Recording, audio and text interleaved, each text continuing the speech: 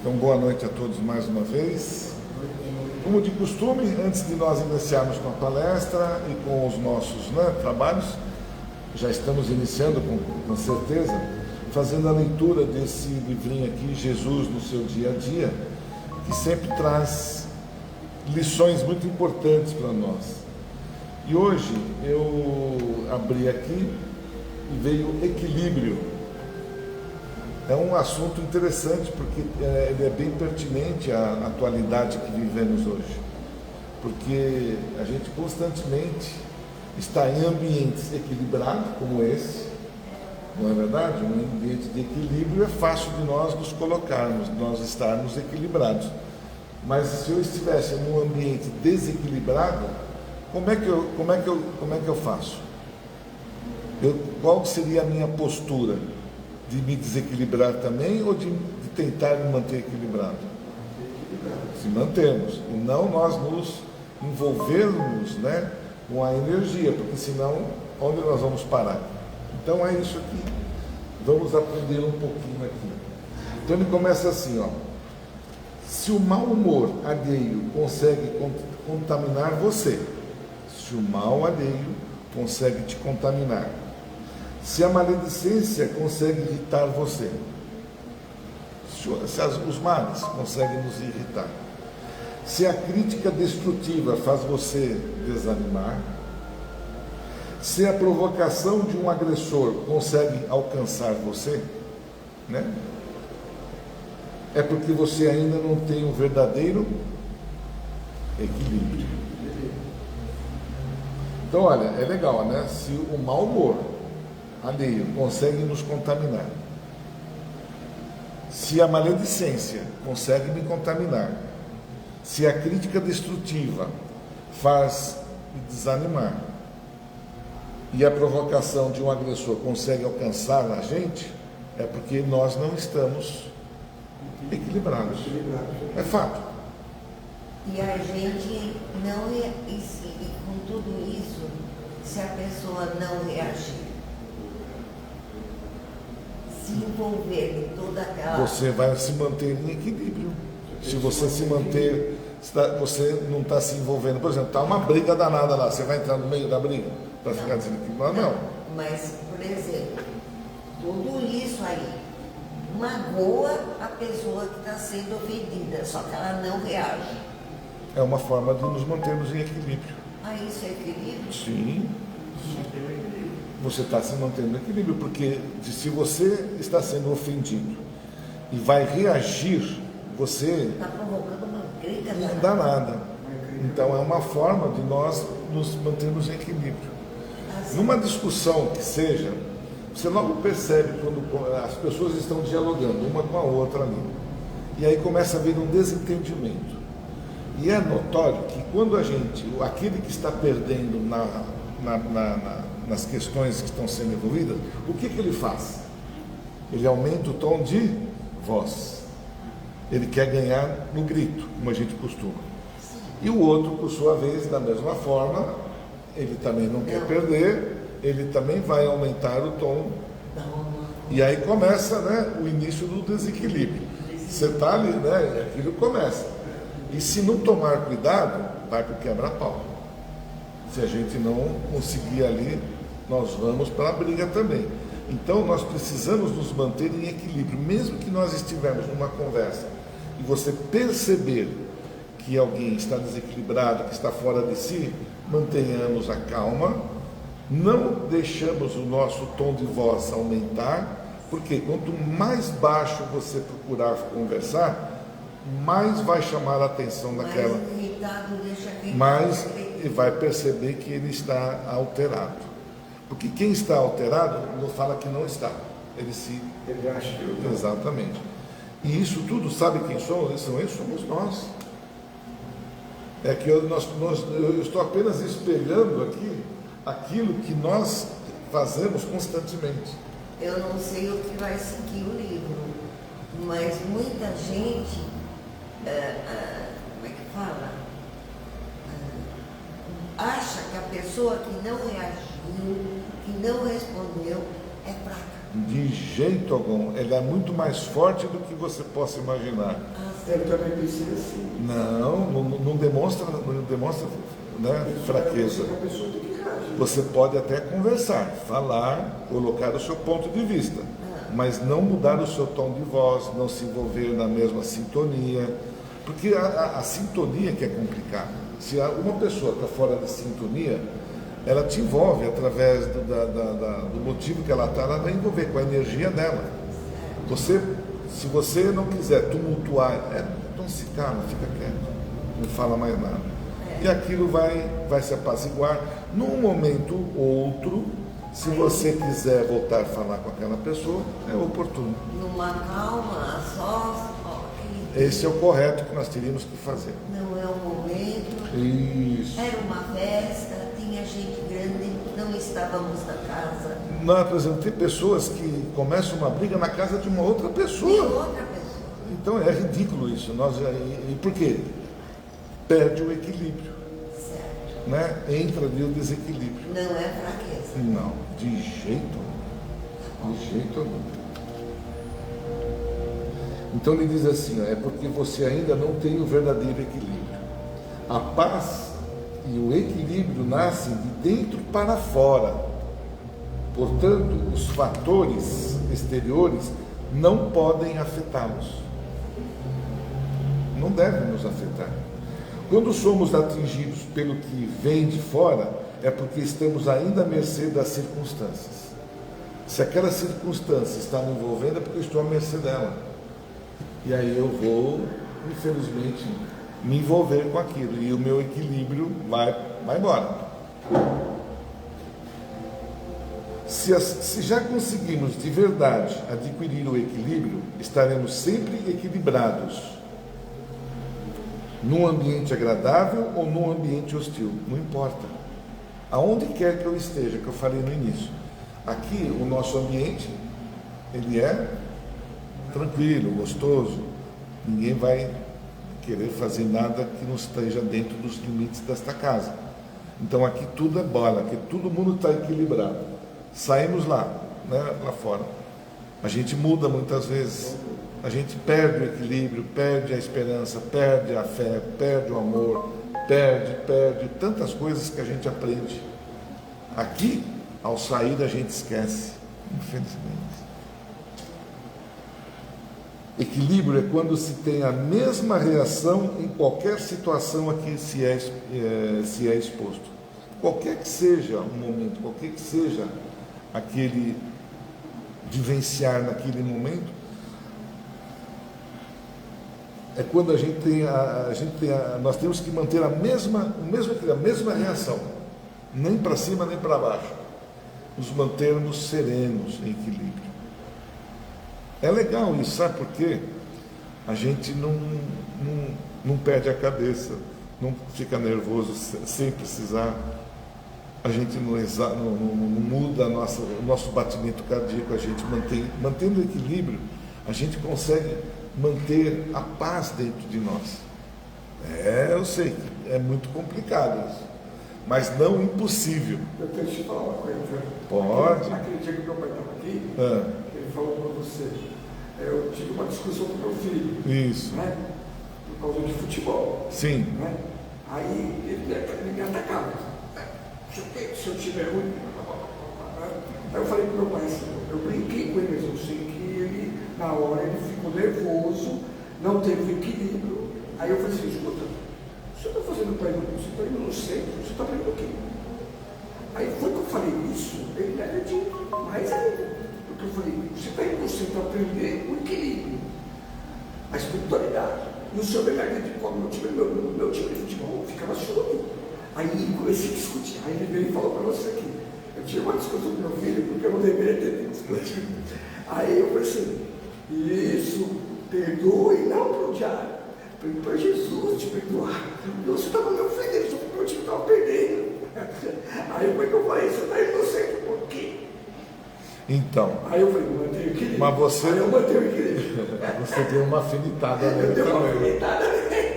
Que também não foi legal, você provocou. Eu também provoquei, aí eu falei, o equilíbrio. Você vê que a gente mantém, a gente fala. Eu falei, a gente tem a reação. lógico. Então, equilíbrio é quando se tem a mesma reação em qualquer situação. É isso que a gente tem que aprender. Eu não vou criticar você, porque a gente, no momento, todos nós temos aquele momento de assim. Mas eu estava tranquilo, meu pai.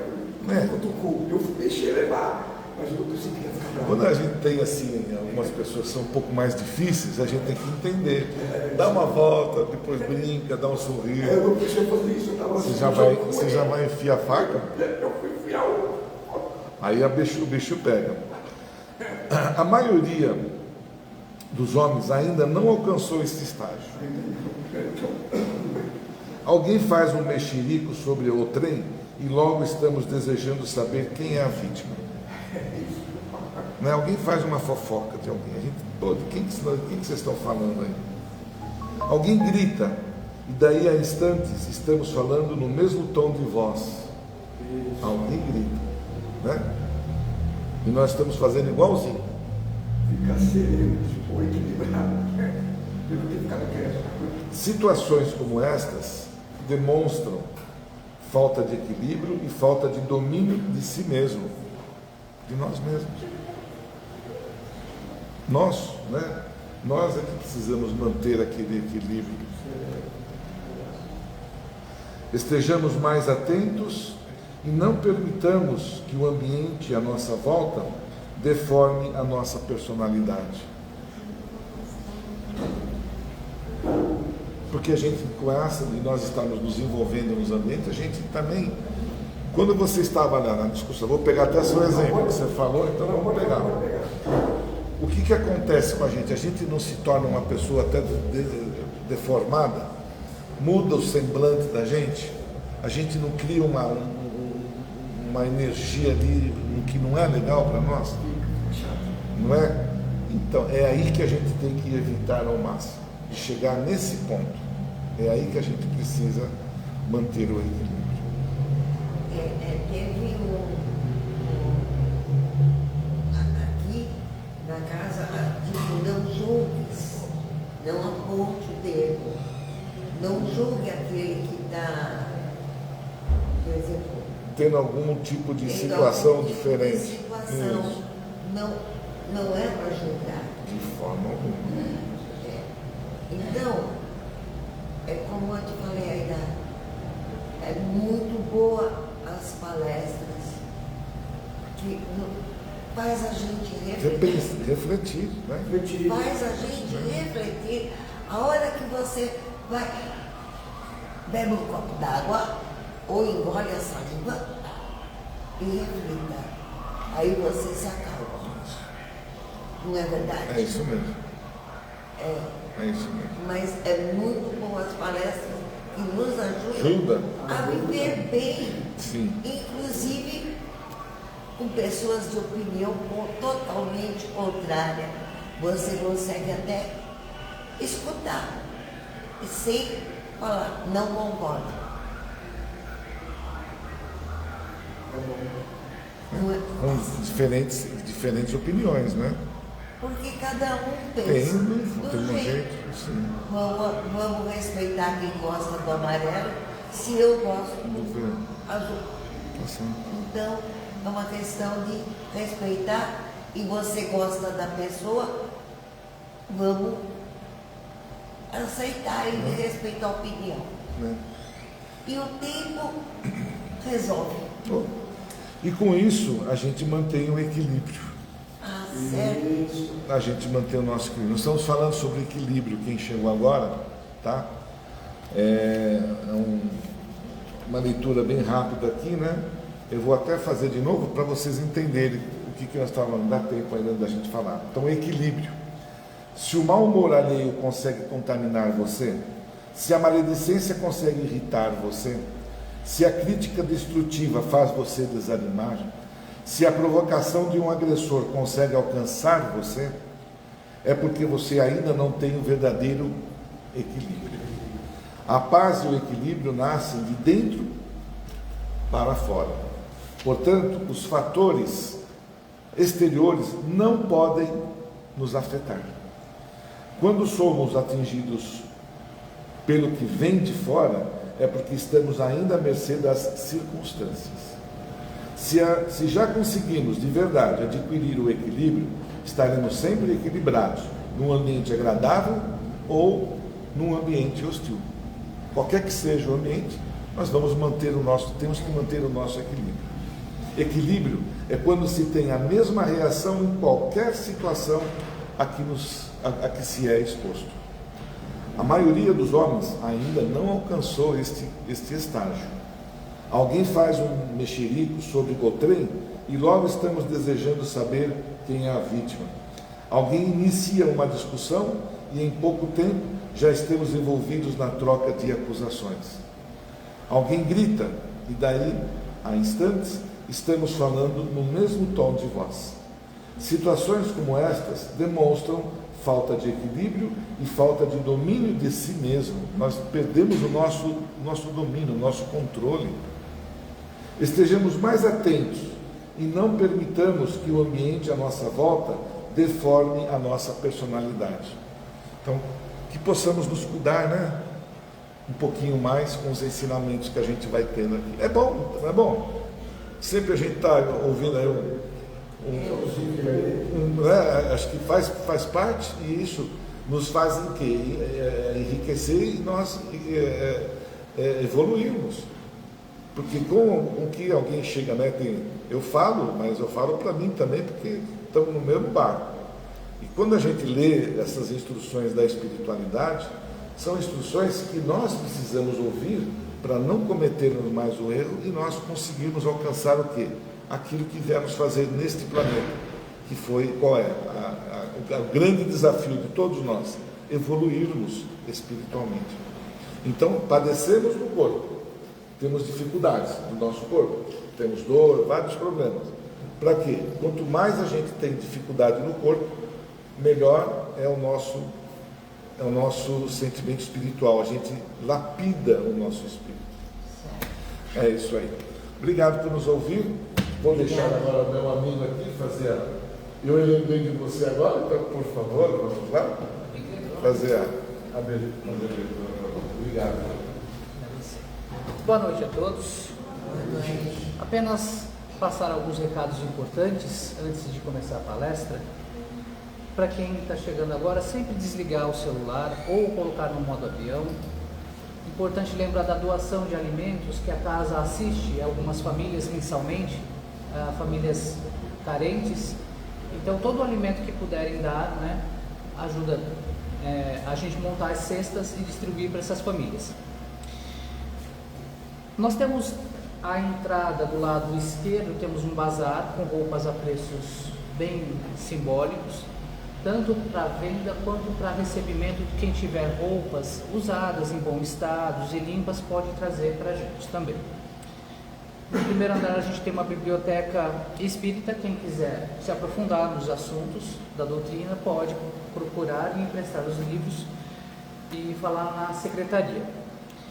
Também recebemos a doação de lãs, né? E as colaboradoras do centro montam os quadradinhos do amor e fazem as mantas também para fazerem doação para famílias, mães, né, carentes. E não menos importante, o Evangelho no Lar também. Quem se interessar pode pegar todas as informações, o roteiro na secretaria. É isso, uma boa palestra a todos. Iniciar. Vamos fechar os nossos olhos, trazer a nossa atenção para o momento presente, acalmando os nossos pensamentos e trazendo a nossa atenção para o aqui e agora. Agradecendo ao Pai Maior pela oportunidade de estarmos aqui mais uma vez reunidos e orando. Pai nosso que estás no céu, santificado seja o vosso nome. Venha a nós o vosso reino, seja feita a vossa vontade, assim na terra como no céu. O pão nosso de cada dia nos dai hoje, perdoai-nos as nossas ofensas, assim como nós perdoamos a quem nos tem ofendido. Não nos deixeis cair em tentação, mas livrai-nos de todo mal, que assim seja. Graças a Deus. Uma boa noite a todos e uma boa palestra. Luciano, por favor.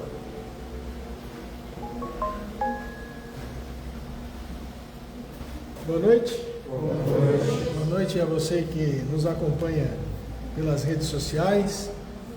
Que todos possam ser envolvidos na paz de Jesus e nas bênçãos de Deus. A proposta da noite de hoje é falarmos sobre o sentimento de Natal na casa espírita.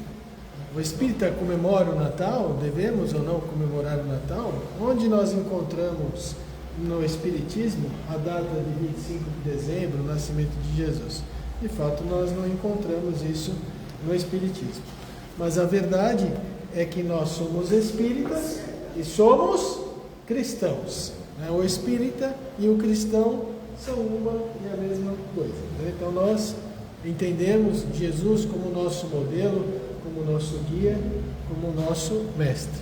Então nada mais justo que na noite, na véspera de Natal 24, no dia 25 de dezembro, possamos comemorar com todos os irmãos cristãos, católicos, protestantes e todos aqueles que aceitam Jesus, como o nosso modelo, como o nosso guia. Mas há 400 anos aproximadamente, a boca profética havia se calado. Os profetas, Isaías como outros, já haviam previsto a vinda de um Messias. E os israelitas, àquela época, estavam acostumados com os ensinamentos e as instruções dos imortais. Há 400 anos não havia mais nenhum tipo de profecia. Jesus nasceu em uma época muito conturbada. A águia romana estendia as suas asas no norte da África, no que hoje nós conhecemos como Portugal, Espanha, França, praticamente todo o sul da Europa, e também no Oriente Médio. O carro da guerra esmagava todos aqueles que se opunham ao poder e ao domínio dos romanos. O chão era manchado de sangue. Era uma coisa muito terrível, porque os povos dominados eram escravizados. Os homens valiam muito menos do que os animais. A mulher não tinha poder, não tinha palavra. A sociedade era patriarcal.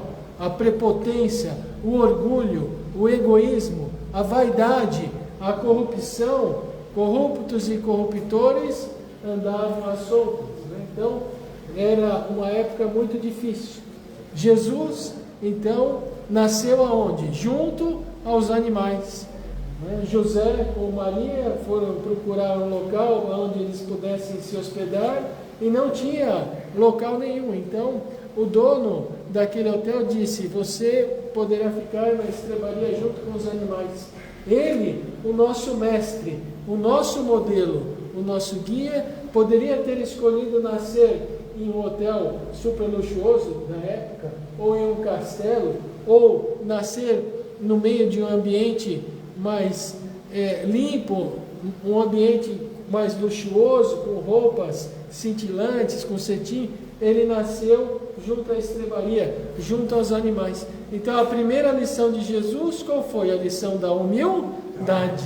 O Espiritismo nos ensina que Jesus é o nosso mestre, o nosso modelo, o nosso guia, é o nosso irmão maior. Ele não é Deus, ele é o Espírito. Ele nos prometeu que todos nós podemos fazer o que ele fez e muito mais ainda. Ninguém até hoje conheceu alguém que fez o que ele fez. Poderemos, seremos, um dia teremos a mesma condição que Jesus teve, mas através de múltiplas e sucessivas reencarnações.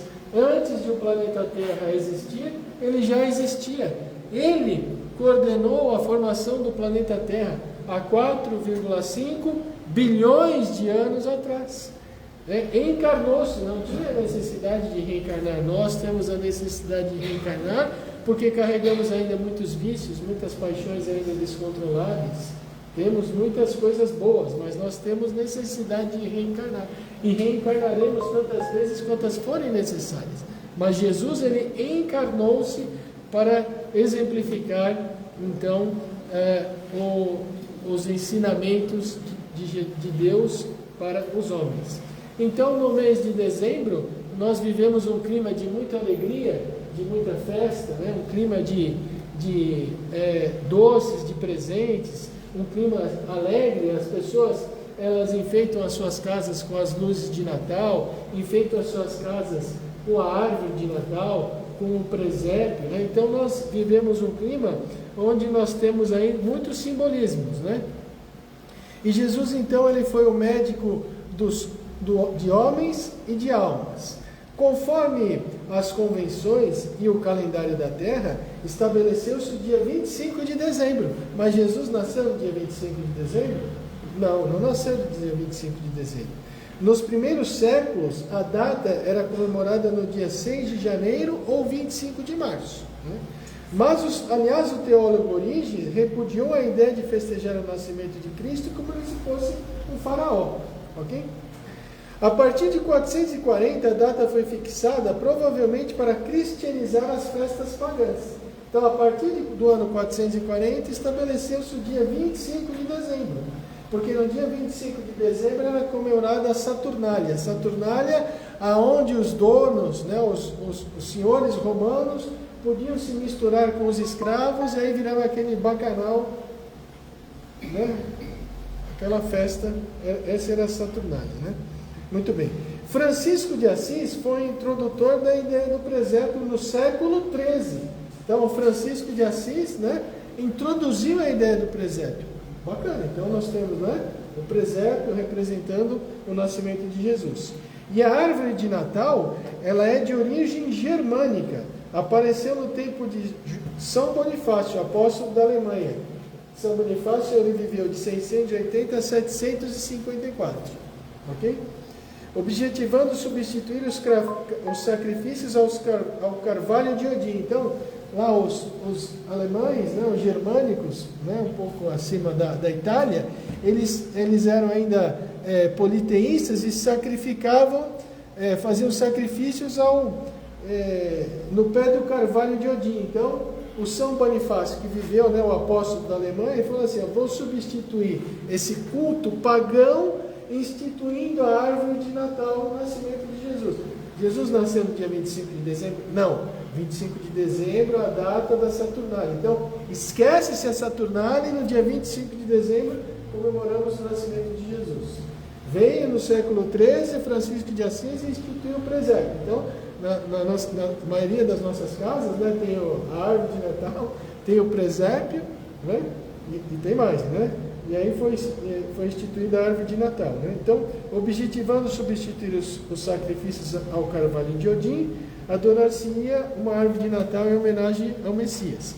E a tradição de Papai Noel? A tradição de Papai Noel também é atribuída aos alemães. Então, os alemães instituíram a árvore de Natal e também criaram a imagem do Papai Noel.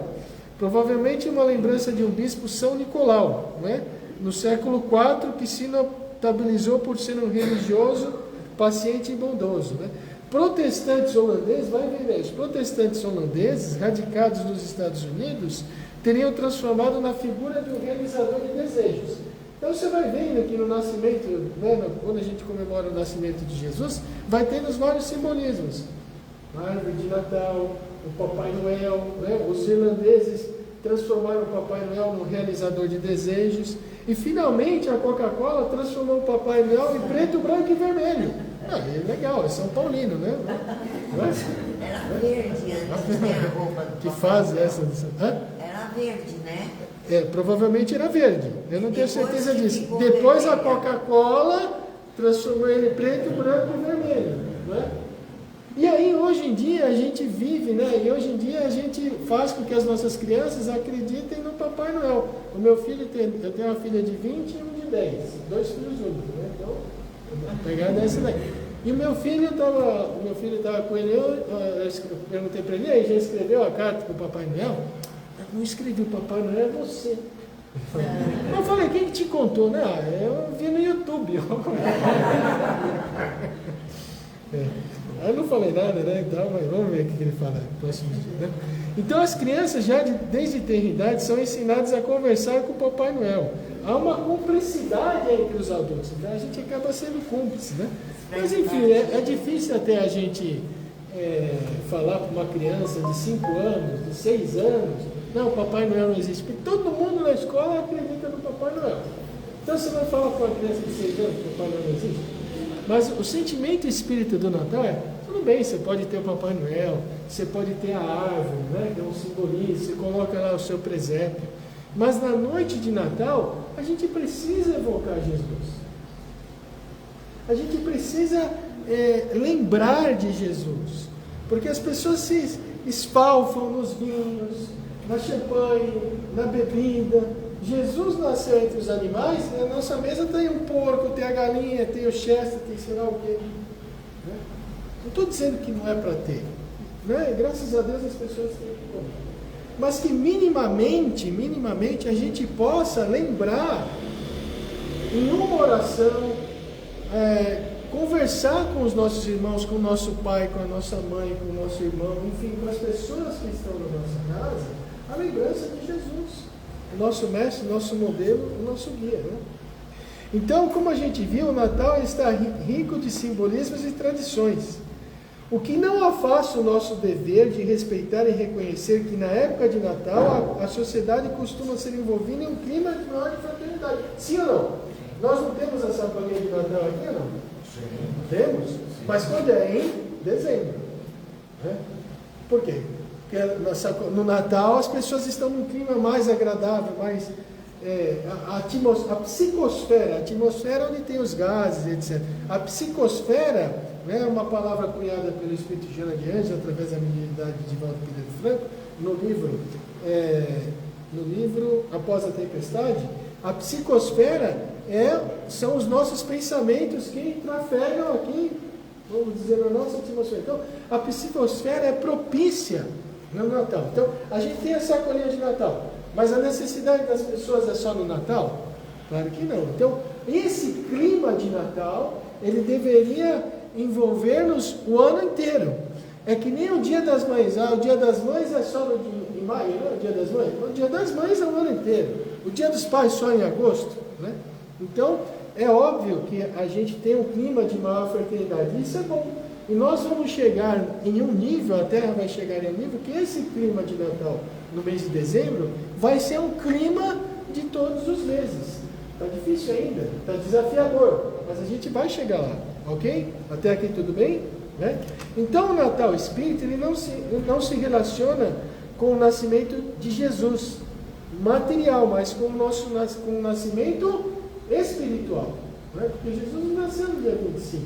Então o Natal Espírita se relaciona com o nascimento de Jesus espiritual, ok?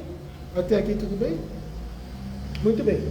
Permitindo Jesus nascer em nossos corações, nos tornamos um homem novo, certo? Então, o homem moderno, né, diz a Joana de Anjos, ele está envolvido com o consumismo, está envolvido com o materialismo, está envolvido com o prazer do aqui e do agora. Então, o homem moderno, ele ainda tem muito do homem antigo. Então, é o comer, é o beber, é o reproduzir-se, é o dormir, né? São aqueles indivíduos que experimentam a carência de qualquer natureza, são rebeldes, né? A maioria das pessoas aqui são rebeldes, né? É o que a Joana de Anjos nos traz aqui. A ciência, indubitavelmente, ela tem feito muitos avanços. O avanço na medicina, né? O avanço na tecnologia, podemos ir de um local a outro do planeta muito mais rapidamente, através de carro, através do avião. O avanço na medicina, as tomografias, os diagnósticos de câncer, de doenças difíceis, os avanços da ciência de uma maneira geral, a inteligência artificial, a internet. Mas ainda o homem não fez a viagem interior. Tem muita dificuldade em autotransformar-se e se autoconhecer. De onde nós viemos? Por que nós estamos aqui? Para onde nós vamos? Qual é o meu objetivo na Terra? Qual é o meu propósito? Qual é a minha missão na Terra? Os senhores e as senhoras um dia já pararam para escrever qual é a sua missão na Terra? Pararam meia hora e escreveram qual é a minha missão na Terra? Peço ao meu guia espiritual, me inspire. Qual é a minha missão na Terra? Eu tenho 53 anos. Eu sempre estudei Espiritismo, desde os 11 anos de idade. E eu nunca tinha parado para escrever qual era a minha missão na Terra. Eu sei, eu quero divulgar o Espiritismo, quero fazer o máximo possível, não sei o quê. Sempre tive essa vontade. Mas depois que eu fui fazer um curso de coaching, aí a professora falou assim, essa aqui é a missão. Ela pôs a missão dela no quadro. Eu falei, vou fazer a minha também. Depois de 53 anos, ou com 53 anos, eu sentei lá e escrevi a minha missão. Vocês já pararam para escrever a sua missão? Vocês já pararam para pensar qual é o legado que cada um de vocês vai deixar? Qual é o legado? Então a Joana de Andes, ela nos dá aqui uma chamada, né? A ciência, indubitavelmente, trouxe muita ajuda, porém não conseguiu penetrar o cerne dos seres humanos, modificando as disposições íntimas em relação à existência terrena e aos seus objetivos. Então nós temos tecnologia, nós temos IA, nós temos internet, nós temos a aviação, nós temos o automobilismo, nós temos ciência, mas a ciência ainda não conseguiu penetrar no cerne humano. Essa tarefa é uma tarefa que cada um de nós precisa fazer, né?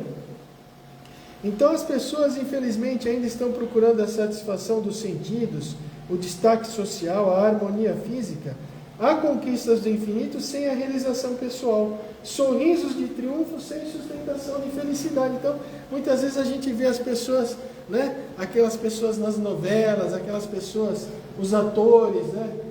Triunfadores, mas muitas vezes depressivos, muitas vezes sofrendo problemas que a gente muitas vezes nem imagina, né? Então, uma tormenta inigualável paira nos céus da sociedade moderna.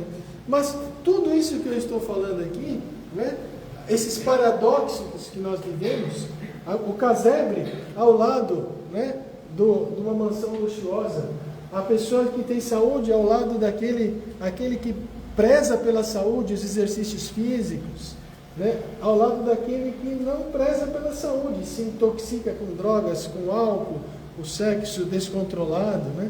Os paradoxos, aqueles que são honestos, que se esfalfam, e outros que roubam o dinheiro da merenda, o dinheiro da saúde, o dinheiro do povo, o dinheiro da segurança, da educação. Então nós vivemos esses paradoxos. Mas os dias de hoje são diferentes dos dias que Jesus veio? Não. Né? São muito parecidos, apesar de nós termos muita tecnologia, muito avançada, o homem ainda encontra-se perdido no seu sentido da vida, no seu propósito, naquilo que ele precisa fazer, né? Então, Jesus, ele mostrou-nos os valores que penetram o nosso espírito.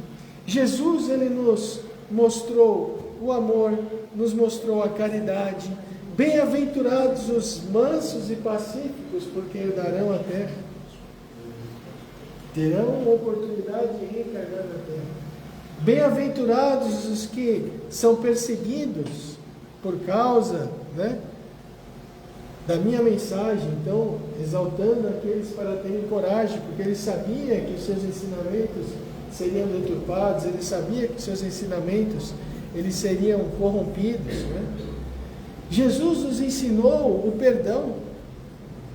Jesus esteve com os coxos, com os paralíticos, com os aleijados.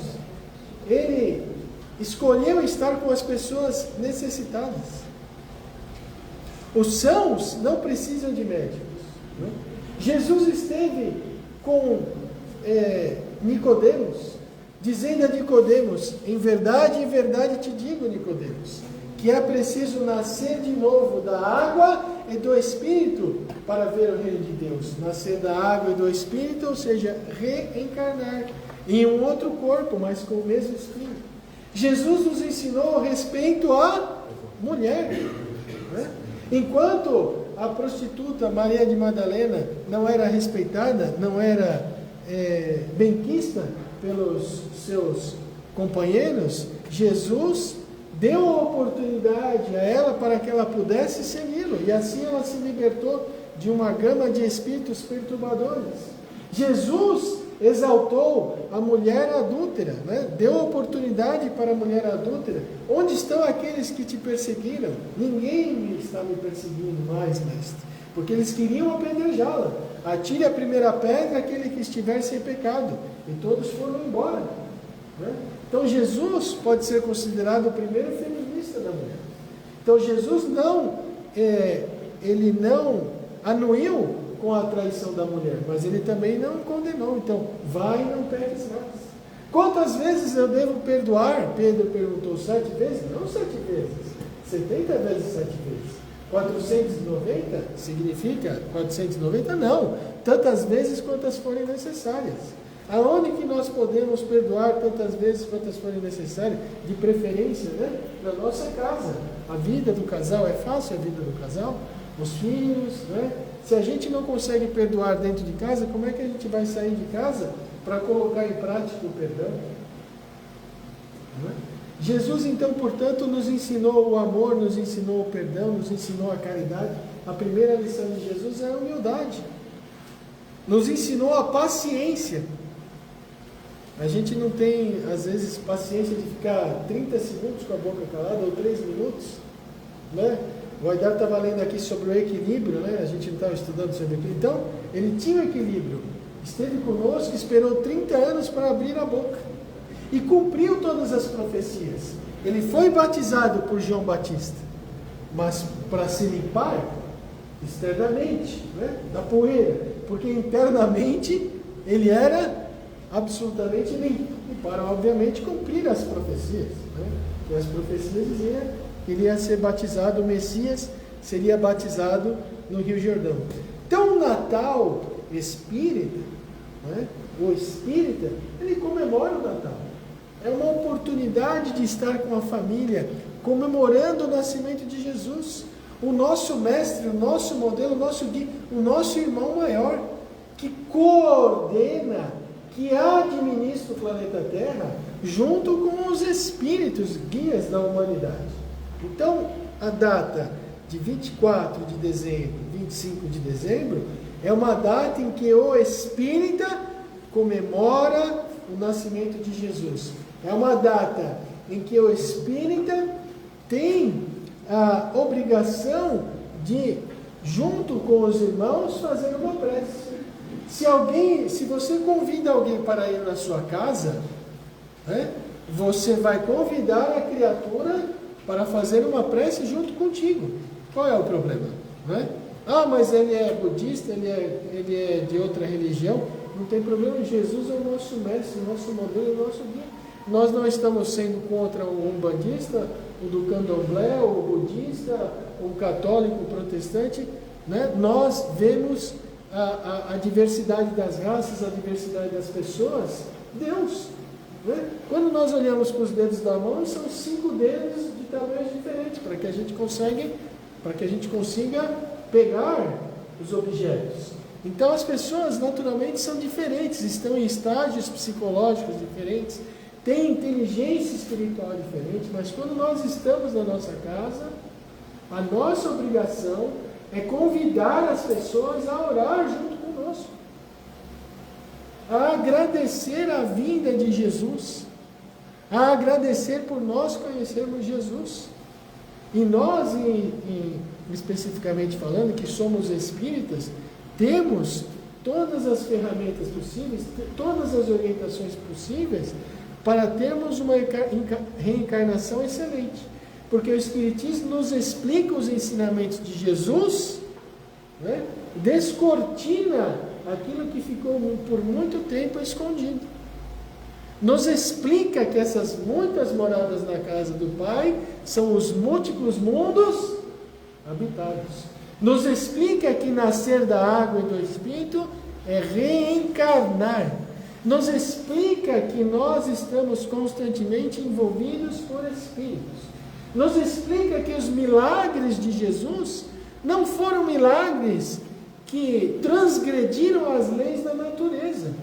Apenas Jesus, o nosso mestre, o nosso modelo, o nosso guia, Ele que coordenou a formação do planeta Terra, Ele que estabeleceu as leis que nós estudamos, as leis da física, da química, da física quântica. Ele sabia manipular as energias, ele sabia, ele conhecia. Quando ele via um menino que se jogava na água, um menino que se jogava no fogo, ele sabia que aquele menino estava perturbado, que junto àquele menino existia um espírito obsessor, que estava se vingando de algo que havia ocorrido em reencarnações anteriores. Então, quando trouxeram um menino que se jogava na água, se jogava no fogo, ele, com o seu poder moral, pedia, expulsou os demônios, entre aspas, que demônios não existem, esse espírito perturbador, foi retirado. Mas não existia violência nisso, porque o espírito saía por causa da autoridade de Jesus, e ao mesmo tempo que ele se desconectava do menino, ele era assessorado, era envolvido por os espíritos nobres que acompanhavam Jesus na sua missão, no seu missionário. Ok? Quando ele curava os leprosos, ele tinha o poder de manipular, o poder de manipular os fluidos, para que esses fluidos pudessem se transformar em uma energia, um remédio, que pudesse naquele instante curar a lepra.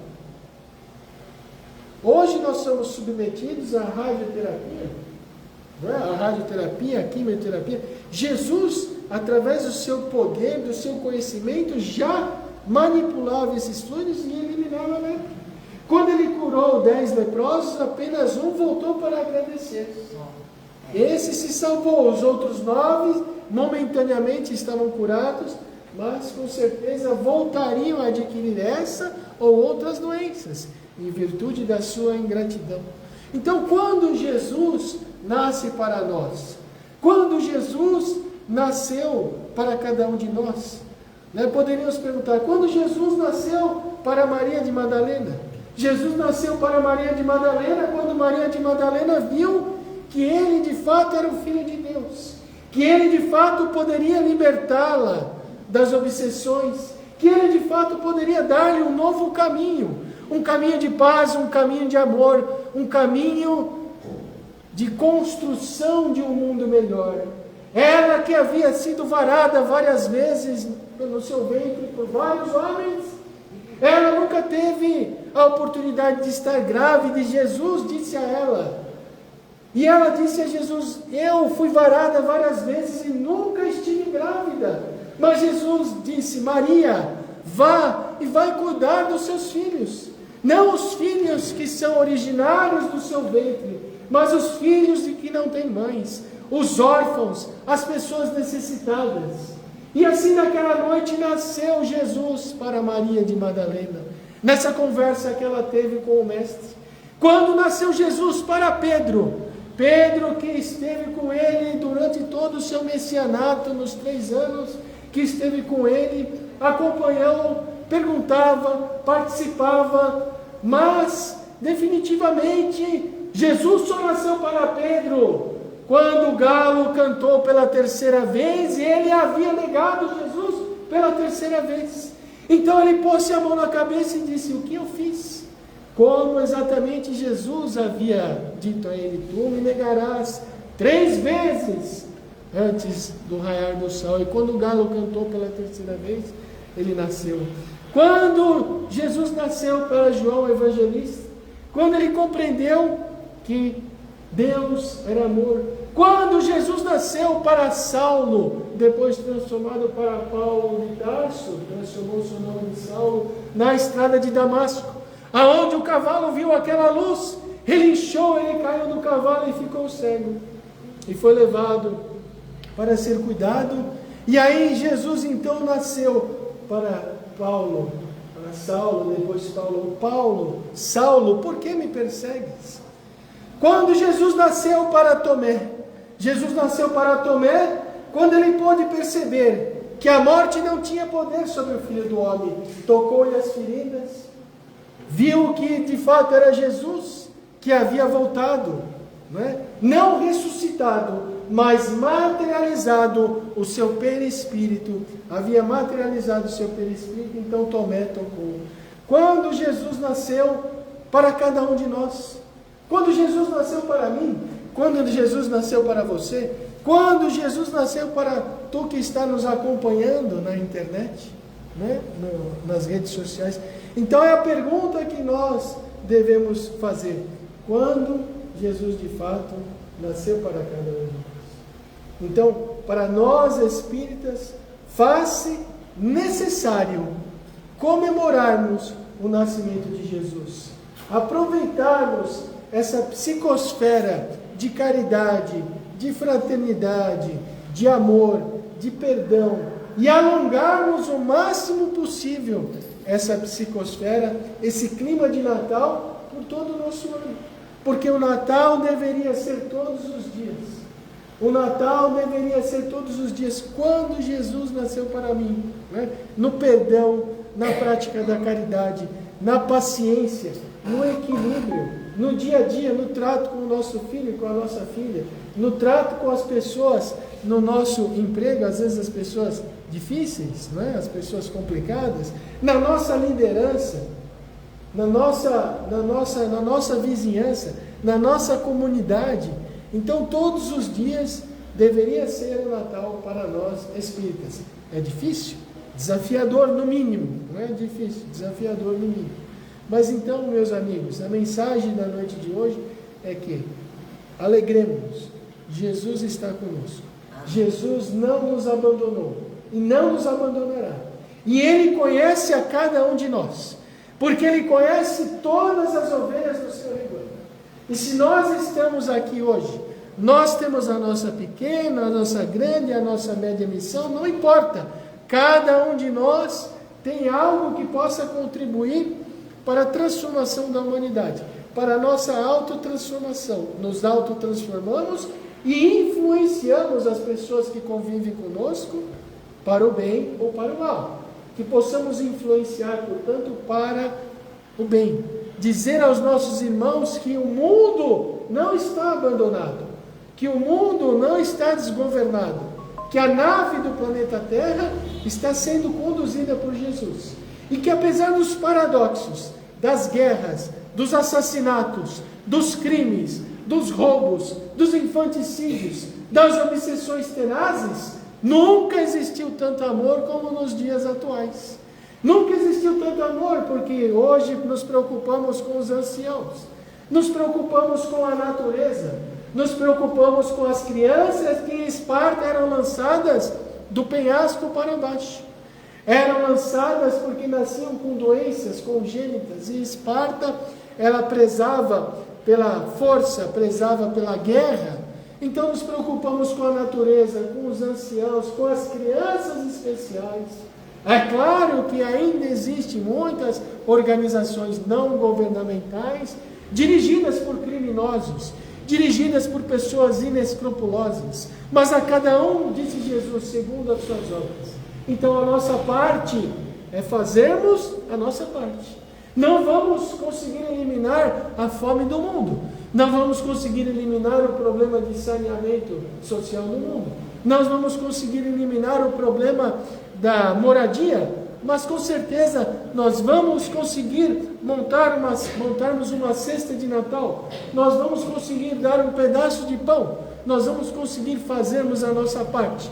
E que cada um fazendo a nossa parte, cada um trabalhando com o talento que nos foi confiado, o talento que nos foi concedido, e nos esforçando para multiplicarmos o nosso talento, estaremos vivendo o Evangelho de Jesus, estaremos vivenciando o Natal de Jesus. Então, meus amigos, meus irmãos, que todos possam ter um excelente Natal, uma convivência com os seus familiares na noite véspera de Natal, na véspera e no dia de Natal, que Jesus esteja presente nos nossos lares, com os nossos familiares, envolvendo-nos em um clima de paz, em um clima de amor, e que Deus possa abençoar a toda a humanidade, para que um dia, definitivamente, possamos, né, sermos pessoas melhores do que hoje, né, praticando o bem e a caridade como definitivamente entendia Jesus: benevolência para com todas as pessoas, indulgência para com as imperfeições alheias e perdão das ofensas. Feliz Natal, que Deus os abençoe. Muito bem.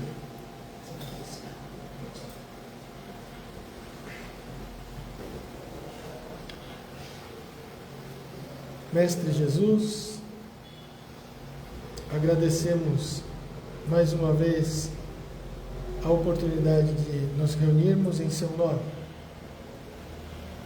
E nas vésperas do seu Natal, te pedimos, estende a sua proteção para os países que se encontram em guerra, que se encontram em conflitos bélicos. Estende o seu manto de amor, as suas vibrações benéficas aos irmãos que se perdem nos vícios das drogas lícitas e ilícitas, no sexo descontrolado, desperdiçando a grande oportunidade da reencarnação. Mestre Jesus, nós queremos te pedir por todos aqueles que são os políticos responsáveis pelo bem-estar do povo, pela saúde, pela educação, pela segurança, que possam cumprir com o seu mandato com honradez, com ética e com amor. Te pedimos, Mestre Jesus, por aqueles que estão a um passo do suicídio, que esses irmãos possam receber uma chamada, um telefonema, uma mensagem, algo que os desperte desta vontade de se suicidar-se, porque a vida é no corpo e fora do corpo. Mestre Jesus, nós queremos te pedir por todas as instituições que estão dispostas a ajudar as pessoas, as instituições católicas, protestantes, budistas, do candomblé, de todas as instituições não espíritas, dispostas a ajudar as pessoas que praticam o bem, porque não é fora do espiritismo que não há salvação, mas fora da caridade não há salvação. Que todos então possamos fazer uma reflexão em torno das nossas vidas, do nosso aprendizado e como estamos praticando no nosso dia a dia. Muito obrigado, Mestre, pela reunião de hoje. Proteja todos os trabalhadores, voluntários, frequentadores da Casa Espírita Fraternal. Que Deus os abençoe. Que assim seja.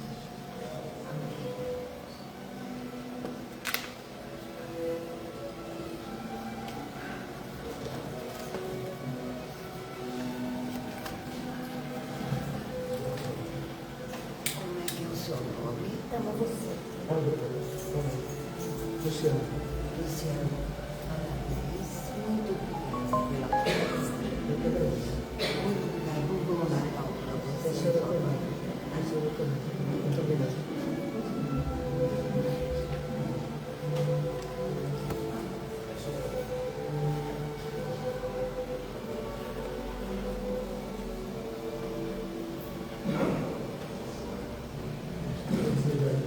Estou enxergando ele.